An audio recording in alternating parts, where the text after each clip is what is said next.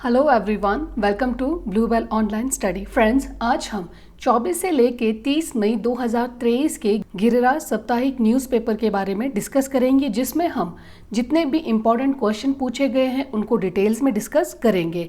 तो चलिए friends, video start करते हैं। सबसे पहले ये पूछा गया था कि एडटेक क्या है। एडटेक शिक्षण और प्रशिक्षण को बढ़ाने के लिए प्रौद्योगिकी, सॉफ्टवेयर या हार्डवेयर का उपयोग है।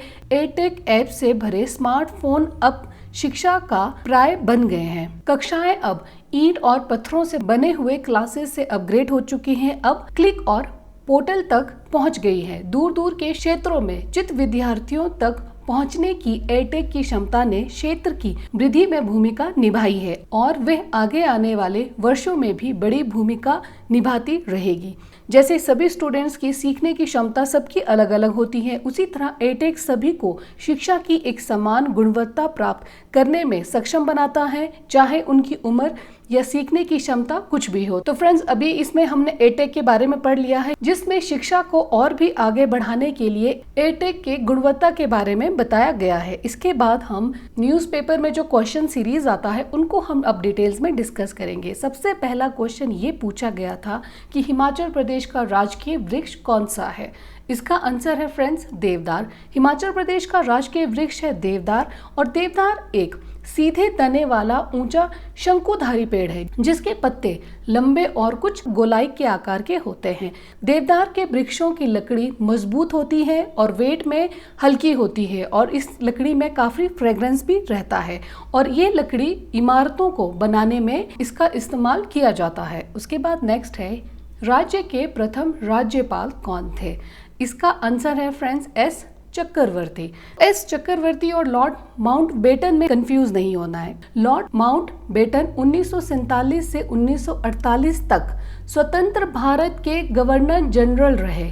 ठीक है, उसके बाद भारत के पहले और अंतिम भारतीय गवर्नर जनरल थे चक्रवर्ती राजगोपालाचारी, और इसके अलावा सरोजनी नायडू स्वतंत्र भारत की राज्यपाल का पद संभालने वाली पहली महिला थी। तो ये भी इम्पोर्टेंट हो जाता है। उन्होंने 15 अगस्त 1947 से 2 मार्च 1949 तक उत्तर प्रदेश के राज्यपाल के रूप में श्रीमती सरोजनी नायडू ने कार्यभार संभाला था। उसके बाद नेक्स्ट है, हिमाचल का सबसे अधिक साक्षरता दर वाला जिला कौन सा है। हिमाचल प्रदेश में सबसे अधिक साक्षरता दर है हमीरपुर में। हमीरपुर हिमाचल प्रदेश राज्य का सबसे साक्षर जिला है और सभी तरफ से सड़कों से अच्छी तरह से जुड़ा हुआ है। जिला की भूगोलिक सीमाएं ये भी ध्यान रखना है, बिलासपुर से लगती है, मंडी, कांगड़ा, ऊना, इन सभी जिलों के साथ टच होती है। और इसके अलावा 2011 की जनगणना के आंकड़ों के अनुसार हिमाचल प्रदेश का साक्षरता दर है 82.8%। तो इसे भी ध्यान रखना है, मे भी एग्जाम में सेपरेटली क्वेश्चन पूछ लिया जाए। तो 2011 की ये जनगणना के अनुसार हिमाचल प्रदेश का साक्षरता दर है 82.8%। उसके बाद नेक्स्ट क्वेश्चन है, हिमाचल के किन जिलों की सीमाएं चीन से लगती है। इसका आंसर है फ्रेंड्स किन्नौर और लाहौल स्पीति। यहाँ से तो ये पॉइंट क्लियर हो गया कि हिमाचल प्रदेश की 2 ऐसे जिले हैं जिनकी बाउंड्रीज चीन से लगती है, तो वो है लाहौल स्पीति और किन्नौर। ये भी ध्यान रखना है कि किन्नौर चीन के साथ 140 किलोमीटर की सीमा साझा करता है, और जबकि 80 किलोमीटर लाहौल और स्पीति जिले में स्थित है। तो दोनों ही ये किलोमीटर्स का भी ध्यान रखना है। उसके बाद नेक्स्ट है, प्रदेश की सबसे ऊंची चोटी का क्या नाम है। इसका आंसर है फ्रेंड्स शिला चोटी। शिला चोटी ये हिमाचल प्रदेश के किन्नौर जिले में स्थित है। इसकी डिटेल्स हमने प्रीवियस वीडियोस में ऑलरेडी डिस्कस कर लिया है। वो सभी वीडियोस प्लेलिस्ट में जाकर हिमाचल जीके में भी अवेलेबल हो जाएगा, और इससे पहले गिरिराज न्यूज़पेपर में इसके रिगार्डिंग क्वेश्चन ऑलरेडी पूछा गया था, तो उसमें भी मैंने बहुत ही अच्छे से एक्सप्लेन कर लिया है। शी का मतलब होता है मृत्यु, और ये देखिए अलग अलग करके लिखा है शी और ला। इसका मतलब है सीमा या शिखर, मृत्यु। तो इन दोनों का मतलब हो गया सीमा या शिखर, मृत्यु। इसके अलावा किन्नौर के स्थानीय रूप से शिला का मतलब है मठ का स्थान या फिर स्वर्ग का प्रवेश द्वार। तो इन पॉइंट्स को भी ध्यान रखना है फ्रेंड्स, सेपरेटली क्वेश्चंस पूछे जा सकते हैं एग्जाम्स में। और शिला शिखर लिंगती और शिला नाले के बीच विभाजन पर है। उसके बाद नेक्स्ट है, एक खगोलीय मात्रक किसके बीच की औसत दूरी है? इसका आंसर है फ्रेंड्स पृथ्वी और सूर्य। एक खगोलीय इकाई सूर्य और पृथ्वी के बीच की औसत दूरी है जो लगभग 160 मिलियन किलोमीटर या 93 मिलियन मील है। तो ये दोनों ही ध्यान रखना है। उसके बाद नेक्स्ट है, हंटर कमेटी की नियुक्ति किस घटना की जांच के लिए की गई थी? इसका आंसर है फ्रेंड्स जलियांवाला बाग नरसंहार। जलियांवाला बाग हत्याकांड के बाद हंटर कमीशन नियुक्त किया गया था। 13 अप्रैल 1919 को जलियांवाला बाग में भयानक नरसंहार के बाद भारत सरकार की विधान परिषद ने वहां होने वाले हादसों की जांच के लिए हंटर कमीशन का गठन किया था। उसके बाद नेक्स्ट है, भारतीय संविधान का अनुच्छेद 123 किससे संबंधित है? संविधान के अनुच्छेद 123 के तहत राष्ट्रपति के पास संसद के सत्र में न होने की स्थिति में अध्यादेश जारी करने की शक्ति प्राप्त है। अध्यादेश की शक्ति संसद द्वारा बनाए गए कानून के बराबर ही होती है। उसके बाद नेक्स्ट है, ग्रीन मफलर किससे संबंधित है? इसका आंसर है फ्रेंड्स ध्वनि प्रदूषण। ग्रीन मफलर ध्वनि प्रदूषण से संबंधित है। ध्वनि प्रदूषण को रोकने के लिए सड़कों के किनारे पेड़ लगाने का कार्य किया जाता है या किया जा रहा है, जिसे शोर अवशोषक के रूप में कम करने के लिए उगाया जा रहा है। ये प्रदूषक गैसों को अवशोषित करके वायु प्रदूषण को कम करने में भी मदद करता है और चलने वाले वाहनों द्वारा उत्पन्न निलंबित कण पदार्थ या धूल के निपटान का कारण बनता है। तो ये सभी डिटेल्स थी ग्रीन मफलर के बारे में। ये रिलेट करता है ध्वनि प्रदूषण से। सड़कों के किनारों में जो पेड़ लगाए जाते हैं जिससे शोर अवशोषक, जिससे ध्वनि प्रदूषण कम होता है और वायु प्रदूषण को भी कम करने में ये पेड़ मददगार साबित होते हैं। उसके बाद नेक्स्ट है, भारतीय रुपए के लिए ISO कोड क्या है? इसका आंसर है फ्रेंड्स ISO 4217। उसके बाद नेक्स्ट है, संचार के एरिस्टोटल मॉडल का आधार क्या है? इसका आंसर है समाज और सामाजिक संरचना। बुनियादी संचार मॉडल में संचार के 5 तत्व होते हैं।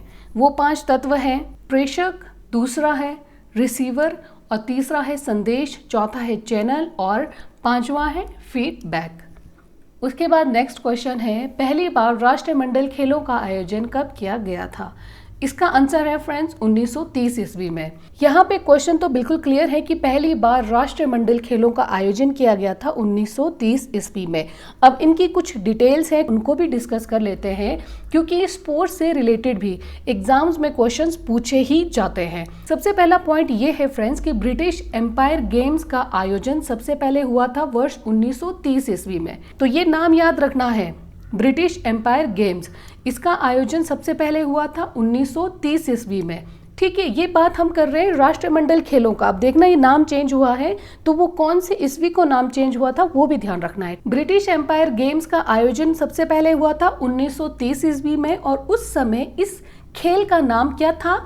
British Empire Games. और ये वर्ष 1950 से इस खेल को ब्रिटिश एम्पायर एंड कॉमनवेल्थ के नाम से जाना जाने लगा। तो 1930 ईस्वी में सबसे पहले ब्रिटिश एम्पायर गेम्स का आयोजन किया गया।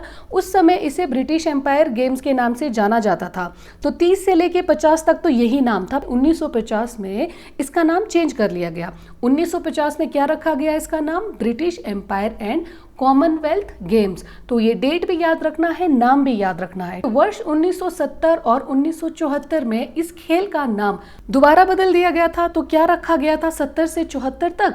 British Commonwealth games. 1978 ईस्वी से कॉमनवेल्थ गेम्स का नाम राष्ट्रमंडल खेल के नाम से जाना जाने लगा। राष्ट्रमंडल खेल रखा गया इसका नाम 1978 ईस्वी से। तो उसके बाद हम और भी डिटेल्स जान लेते हैं। वर्ष 1930, 1950, 1962 और 1986 ईस्वी में, ये चारों डेट याद रखना है। इसमें भारत ने इन खेलों में हिस्सा नहीं लिया था। ठीक है, कई बार क्वेश्चन पूछा जाता है।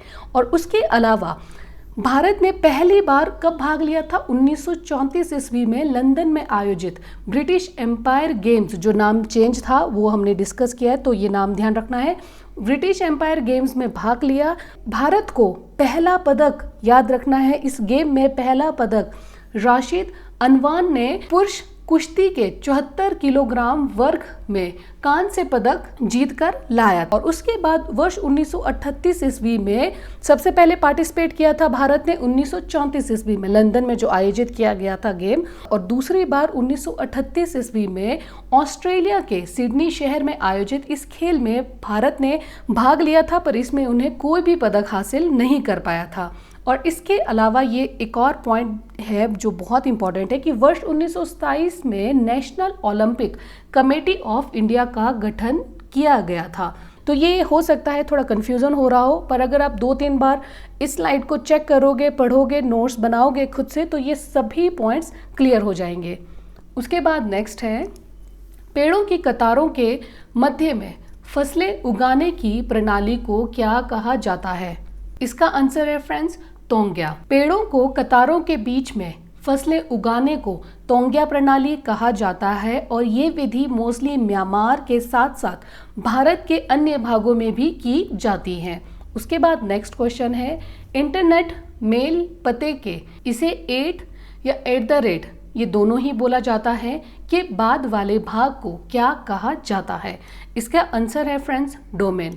इसके अलावा कुछ और एक्स्ट्रा पॉइंट्स हैं, जैसे इंटरनेट का उपयोग करने वालों को नेटिजन कहते हैं और इंटरनेट के प्रमुख भाग हैं जैसे वेब ब्राउजर्स हैं, वेब पेजेस हैं और वेबसाइट आदि। मोस्टली इस तरह के क्वेश्चंस JOAIT में पूछे जाते हैं, तो मैंने ये क्वेश्चंस इसमें ऐड कर दिया है।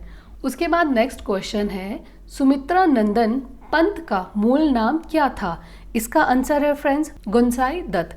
सुमित्रा नंदन पंत का मूल नाम गोंसाई दत्त रखा गया। इसके अलावा ये भी ध्यान रखना है कि सुमित्रा नंदन पंत जी गंगा दत्त पंत के 8वीं संतान थे। 1910 ईस्वी में पंत जी ने शिक्षा प्राप्त करने के लिए गवर्नमेंट हाई स्कूल अल्मोड़ा गए। वहीं पे उन्होंने अपना नाम गोंसाई दत्त से बदलकर सुमित्रा नंदन पंत रख लिया।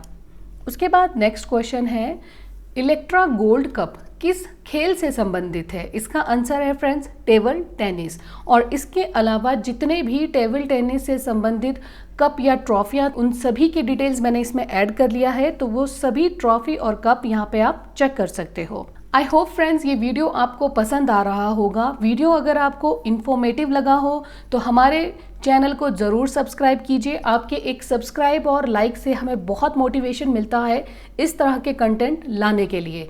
वीडियो देखने के लिए थैंक यू सो मच। जय हिंद, जय भारत।